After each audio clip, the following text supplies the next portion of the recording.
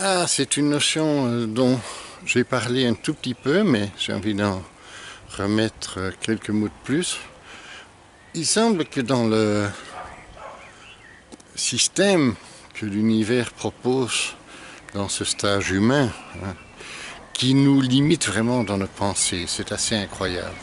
Dès qu'on est dans l'humain, on ne peut plus être que sur la terre, on a du mal à aller plus loin si même on recherche absolument de voir s'il y avait d'autres humains qui seraient similaires à nous.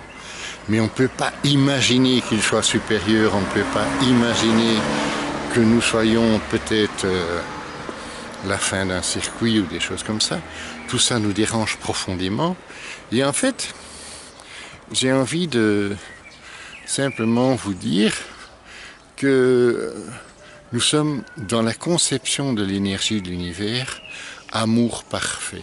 Waouh, c'est dingue.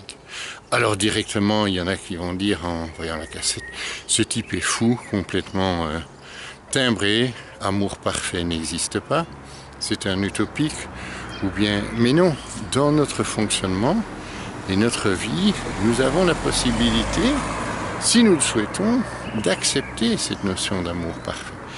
C'est pas une obligation. Pourquoi je dis amour parfait? Parce qu'il semble que dans l'univers, cette fameuse énergie qui est en nous est là. Alors j'ai envie de vous donner un exemple et je ne veux absolument pas choquer des familles ou des gens qui ont des souffrances dues à des circonstances de vie. Mais dans notre fameux Big Bang, on l'avait évoqué, cet amour parfait, j'ai eu la chance un jour de rencontrer quelqu'un qui m'a fait comprendre qu'en fait, dans certaines circonstances, puisqu'on sait dans ce moment du Big Bang que tout est juste instantanément, c'est toujours extraordinaire, donc c'est de dire, eh bien, oui, j'ai vraiment envie de comprendre l'amour parfait.